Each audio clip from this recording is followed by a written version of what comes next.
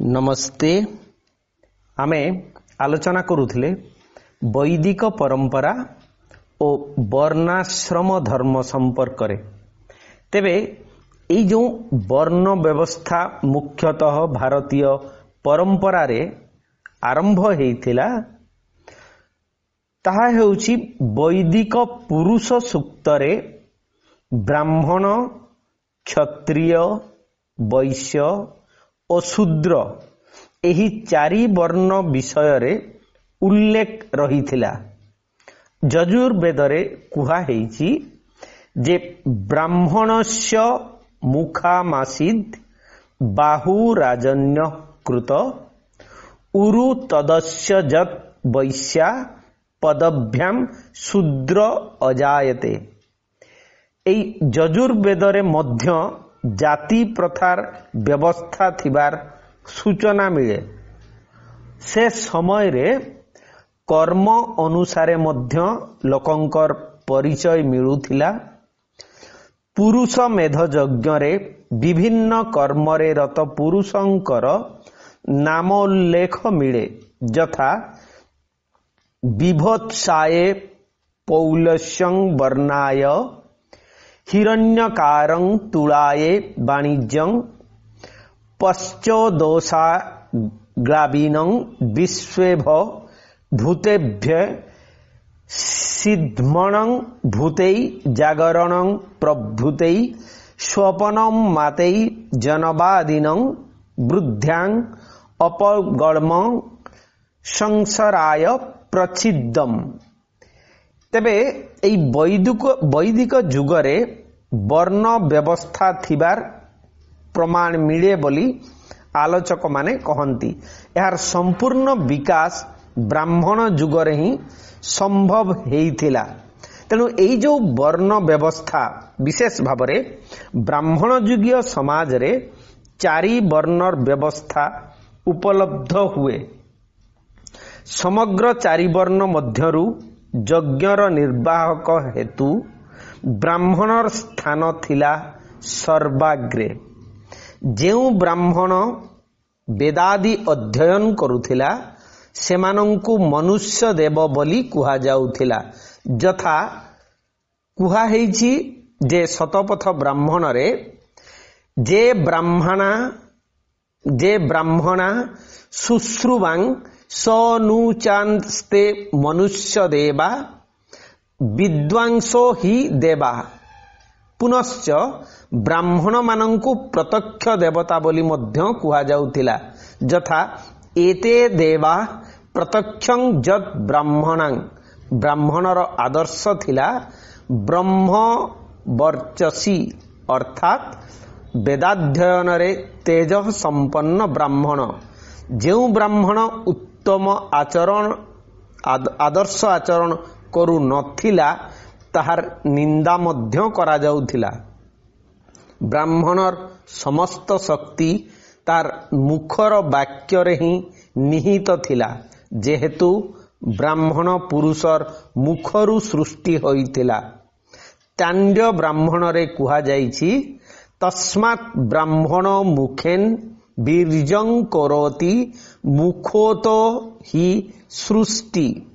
सेहीपरि क्षत्रिय माने राष्ट्र रक्षक थिले, वैश्य माने क्षत्रियर सहायक थिले।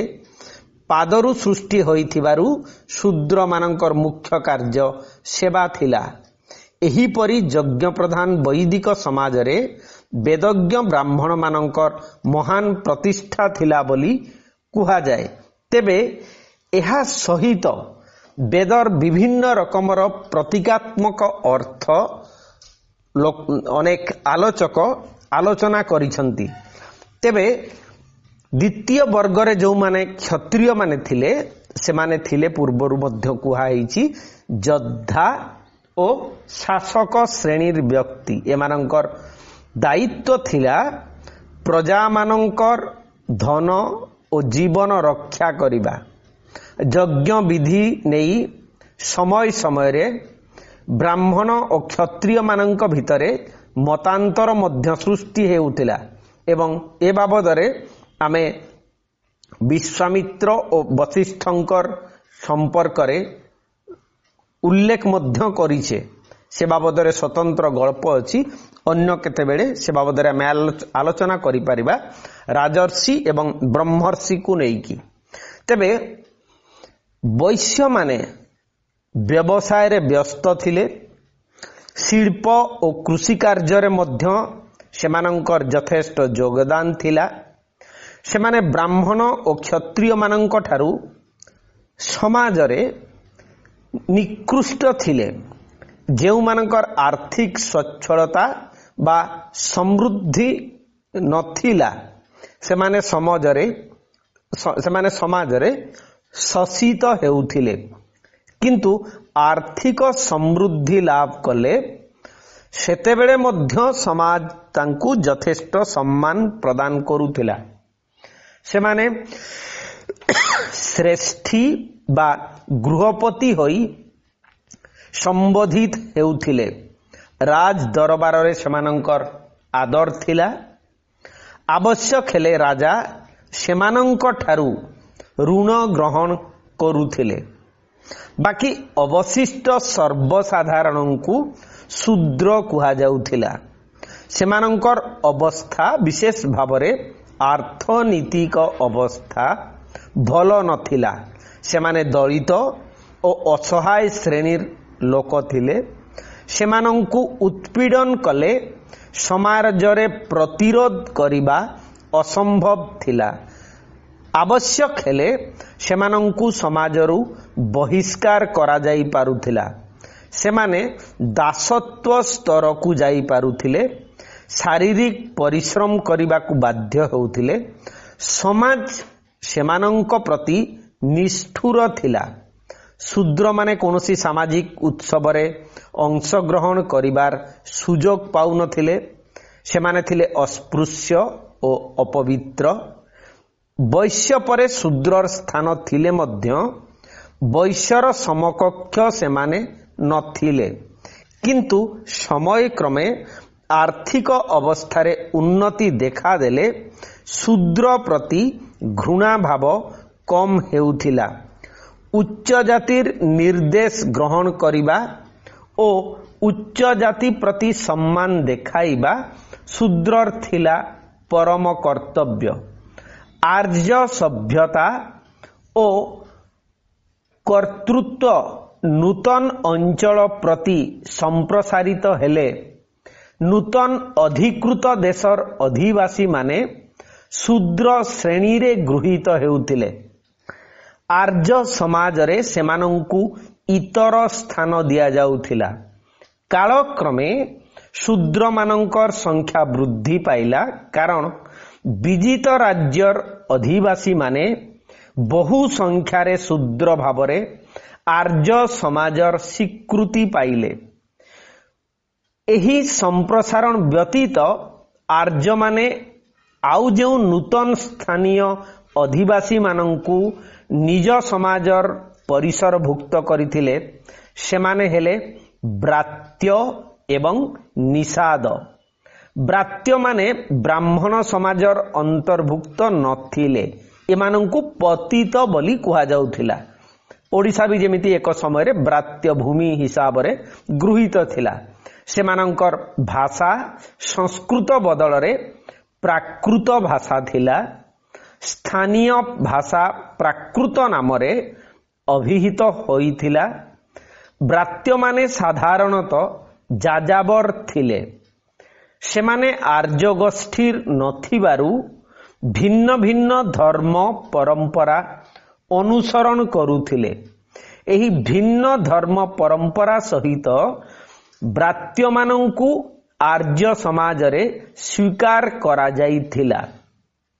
ब्रात्य मानंक परी आउ गोटिए गोष्ठीर नाम थिला निषाद। निषाद माने निज निजर स्थापित ग्राम रे अवस्थान करुथिले। हुए तो सेमाने अनुसूचित जनजाति थिले, वनवासी बोली मध्य में तांकु कहि परिबा। सेमानंकर गोष्ठी केतेक स्वतंत्र वृत्ति को केंद्र करी गठित हेउथिला।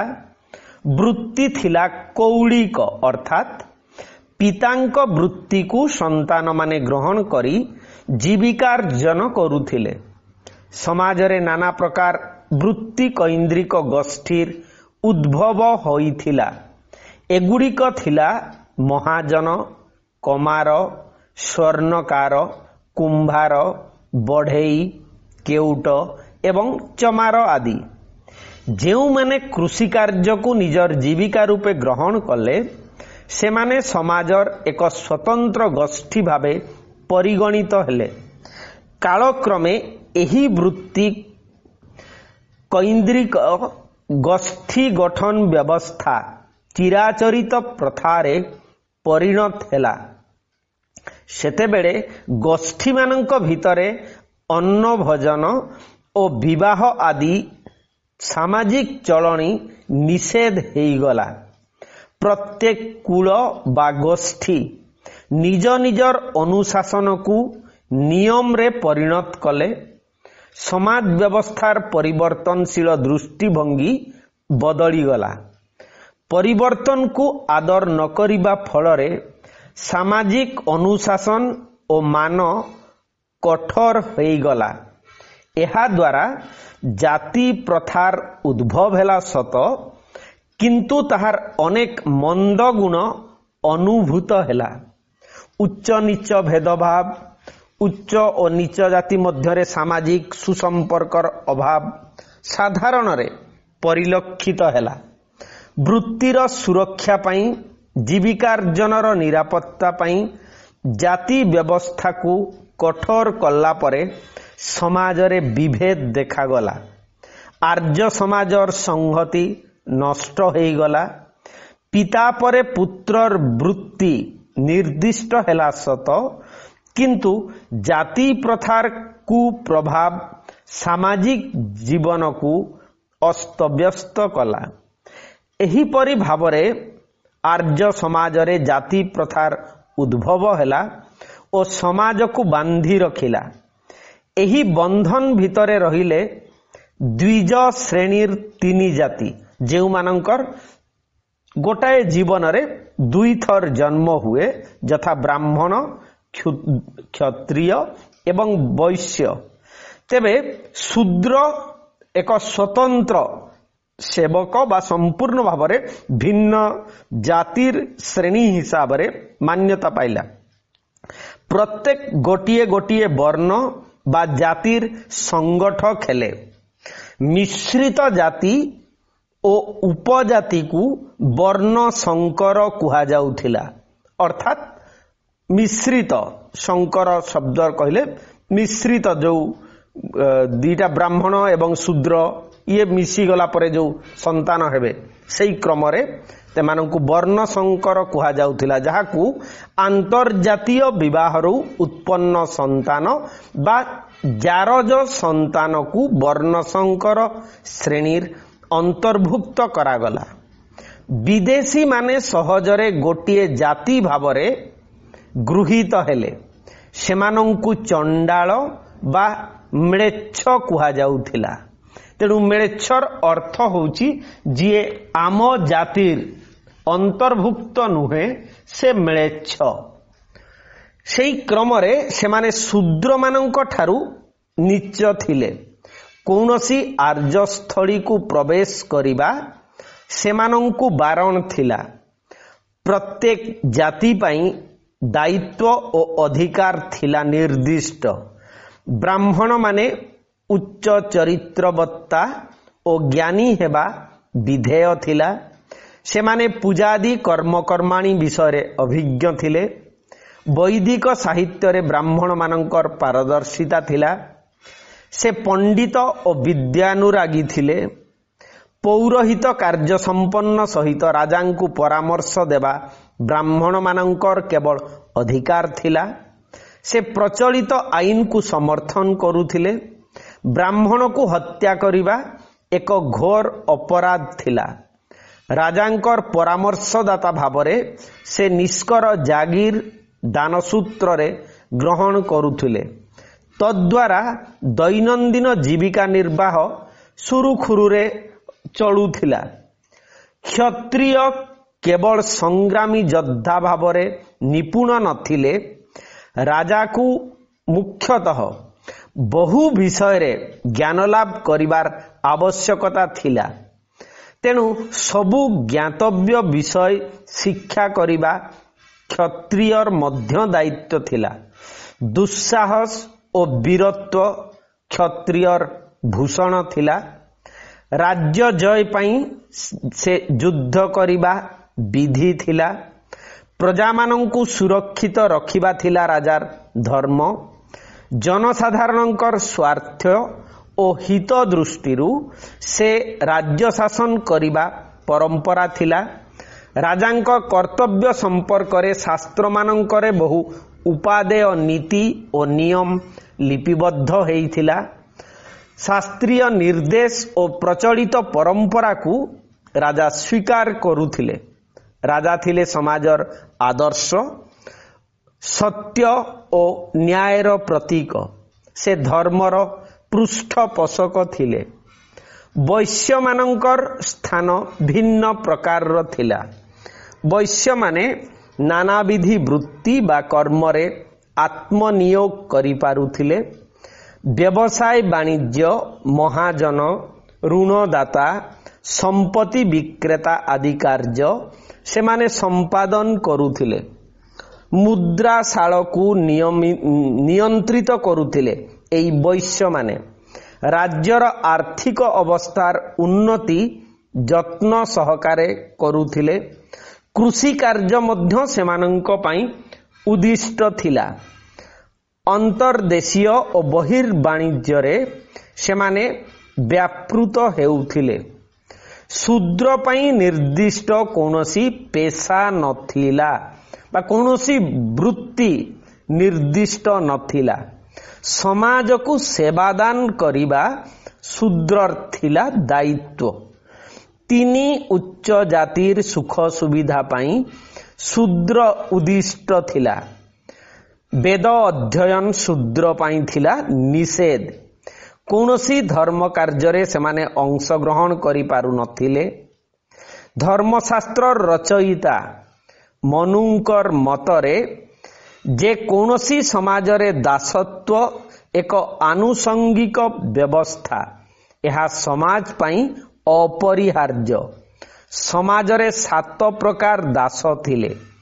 पुरुष और पुरुष एवं पुरुष और स्त्री मध्यरे असामंजस्य रहिबा विधेय। समाज रे ताहा अवश्यंभावी। स्त्री को बहु कटकणा मध्यरे रहिबाकू पड़ुथिला। से संपत्तिर मालिक होई पारु नथिला। विधवा महिला पाई कटकणा थिला अति व्यापक। तथापि केतेक क्षेत्र रे कटकणा कोहल हेउथिला। केतेक क्षेत्र रे स्त्री माने उच्च शिक्षा प्राप्त हेउथिले एवं समाज रे सेमाने सम्मानित हेउथिले। वर्णाश्रम धर्म को समर्थन करी अनेक शास्त्र रचना हेइथिला। आश्रम को जीवनर एक सोपान बोली ग्रहण करा जाउथिला। द्विज पाई धर्मानुसरण अपरिहार्य थिला। द्विजर जीवन रे 4 सोपान अतिक्रम करिबा विधेय थिला।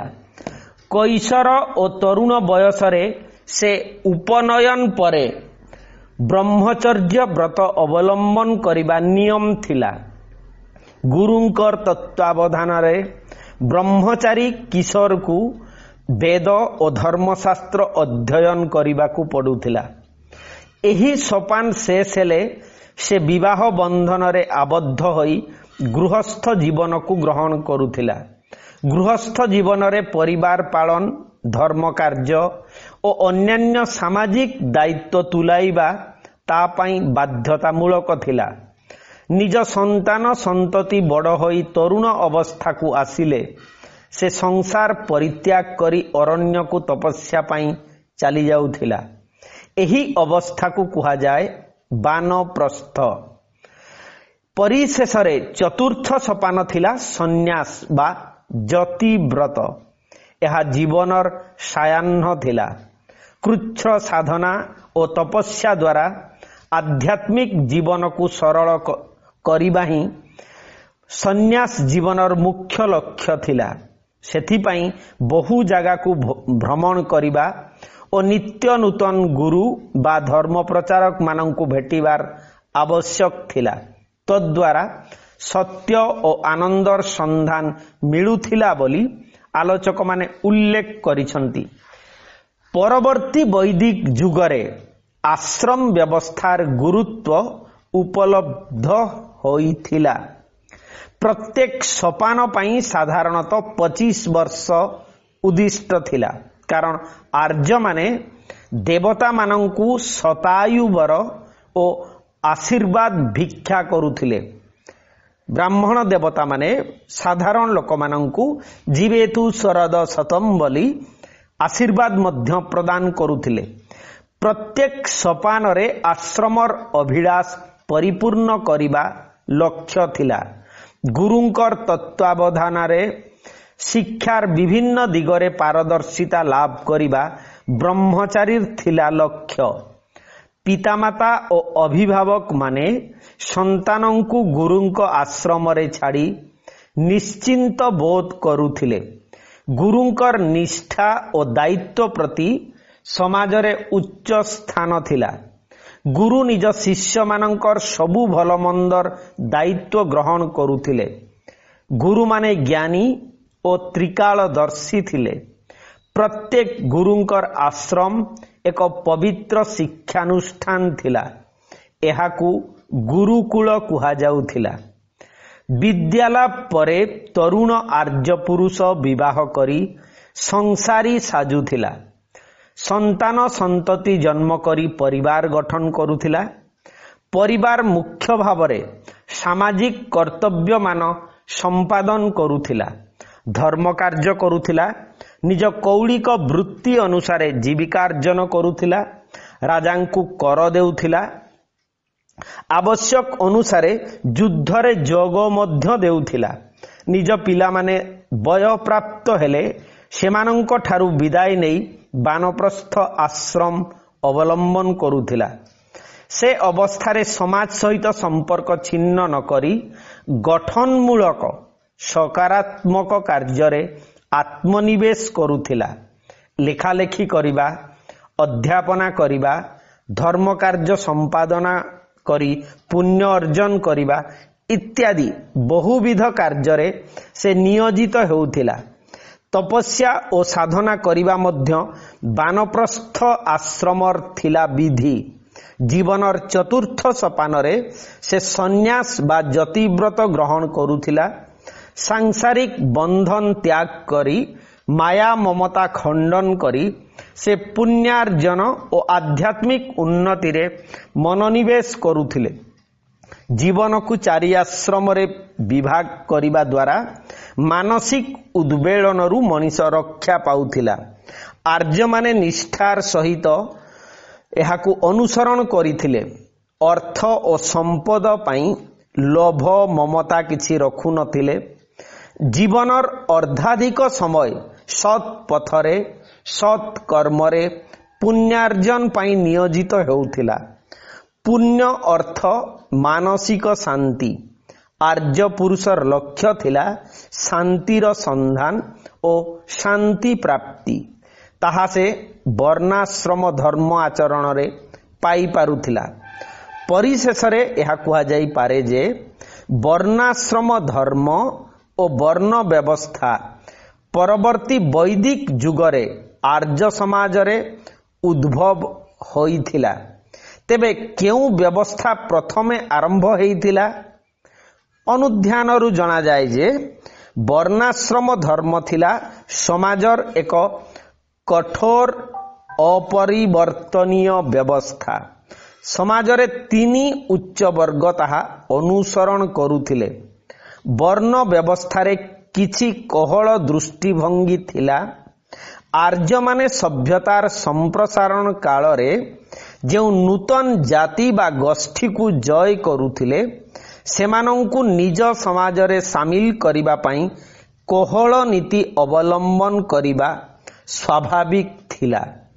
ନୂତନ ଶ୍ରେଣୀ ବା ବିଦେଶୀ ଅଧିବାସୀମାନଙ୍କୁ ଆପଣାର କରିବା ଉଦ୍ଦେଶ୍ୟ ନେଇ ସେମାନେ ଏପରି ଆଭିମୁଖ୍ୟକୁ ପ୍ରଶ୍ରୟ ଦେଉଥିଲେ। उपरोक्त दुई वर्णरे विशेष किछि परिवर्तन न करी ब्राह्मण और क्षत्रिय तृतीय और चतुर्थ वर्ण को सेमाने उन्मुक्त रखिथिले। ब्राह्मण और क्षत्रिय पाई सही वर्णरे जन्म नेबा जरूरी थिला। जन्म परिचय अनुकूल नहेले जणे निजकु ब्राह्मण बा क्षत्रिय कहि पारु नथिला। तृतीय वर्णरे निजर क्रिया द्वारा जणे प्रवेश पत्र पाई पारुथिला। समाजर समृद्धि पाई गठनमूलक कार्य करुथुवा व्यक्ति वैश्य पद पाइबा सहज थिला। तेणु संख्या दृष्टि ब्राह्मण और क्षत्रिय सीमित रहिले अथच वैश्य और शूद्र मानकर संख्या सीमित न रही वृद्धि पाइथिला। जेतेबेले नूतन अधिवासी आर्य सभ्यतार प्रभाव को ग्रहण कले सेते बेसी वृद्धि पाइला तृतीय और चतुर्थ वर्णर कलेबर। सेमाने स्वीकृति लाभ कला उतारू नूतन नूतन उपजाति संख्या मध्य वृद्धि पाइला।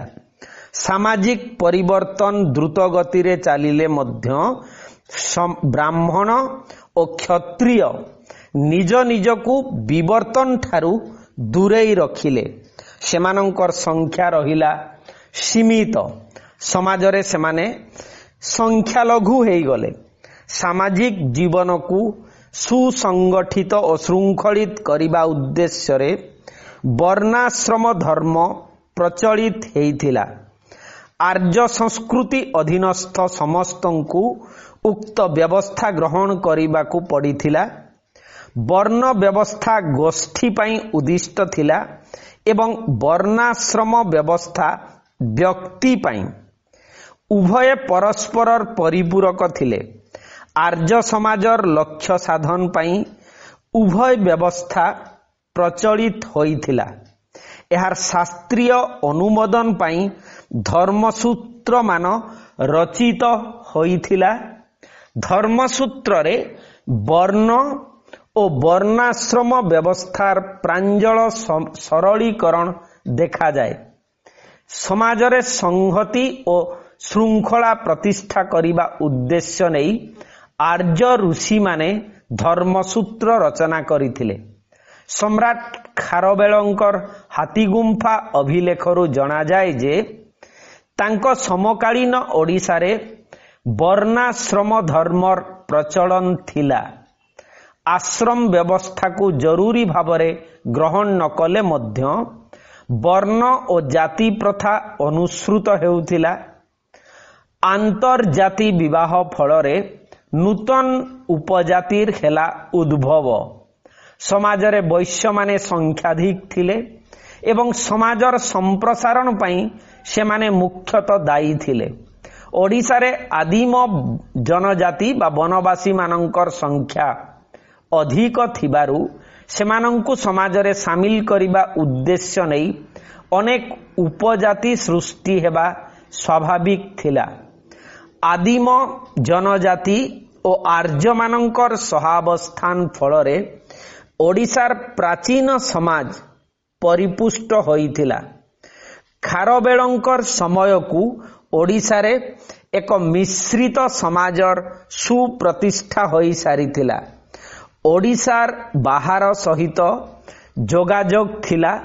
लोकमानंकर गमनागमन पाई कोनोसी कटकणा नथिला। उत्तर पश्चिम और दक्षिण भारत सहित ओडिशार संयोग थिला। तीर्थाटन और वाणिज्य सूत्र रे बहु विदेशी ओडिशा को आसुथिले। ओडिशार जनजीवन चंचल और संगठित थिला। एहा मूलरे वर्णाश्रम धर्म और वर्ण व्यवस्थार परंपरा थिबा आलोचक माने अनुमान करिसंती। पुराण और महाभारत रु जना जाए जे प्राचीन ओडिशा आर्य भारतर सामाजिक परिसर भुक्त नथिला। यार अधिवासी माने हिंदू धर्म बदल रे जैन और बौद्ध धर्मर अनुगत थिले। उत्तर भारतर आर्य माने ओडिशावासी सहित सामाजिक संपर्क स्थापन करिबा निषेध थिला कारण ओडिशावासी नीच स्तरर थिले। जैन और बौद्ध धर्म ओडिशारे लोकप्रिय थिबा कथा साहित्य और अभिलेख मानंकरू जଣା पड़े। संस्कृत और ब्राह्मण धर्म गुप्तोत्तर जुगरे ओडिशारे प्राधान्य लाभ करिथिला। माठर, नल, प्राच्यगंग, शैलद्भव और सरभपुरीय आदि राजवंश ब्राह्मण धर्म ग्रहण करिबा संगे पृष्ठपोषकता प्रदान करिथिले। उत्तर भारतरू शताधिक ब्राह्मण ओडिशारे निष्कर भूदान लाभ करी चिरस्थायी अधिवासी होइथिले। तेणु पंचम और षष्ठ शताब्दी रे धर्मसूत्र नियमावली ओडिशारे गृहीत होइथिबा संभव। ताहा फलरे वर्ण व्यवस्था और वर्णाश्रम धर्म को समाजरे स्वीकार करा जाई थिबो बोली अनुमान करा जाई पारे। शैलद्भव, प्राच्यगंग और भौमकर वंशर अभिलेखरे यह सूचित और प्रमाणित होइछि। सामाजिक संहति और श्रृंखला स्थापन दृष्टिरू वर्ण व्यवस्था और चतुर्वर्ण प्रथार प्रचलन से समय रे थिला अवश्यंभावी। तेबे समयर विवर्तन सहित ए नीति निर्धारण, ए विधि विधान, ए जाति वर्णर मध्य क्रमशः संप्रसारण हेइछि। एही प्रसंगरे आमे परवर्ती समय रे आलोचना करिबा। विशेष भावरे समाजरे वैदिक जुगरू नारीर स्थान किपरि थिला अंततः एई खारवेलंक समय पर्यंत बा तापरे मध्य से संपर्क रे आलोचना हेबो। कमेंट रे जहा चाहिए लिखि पारिबे। नमस्ते, धन्यवाद।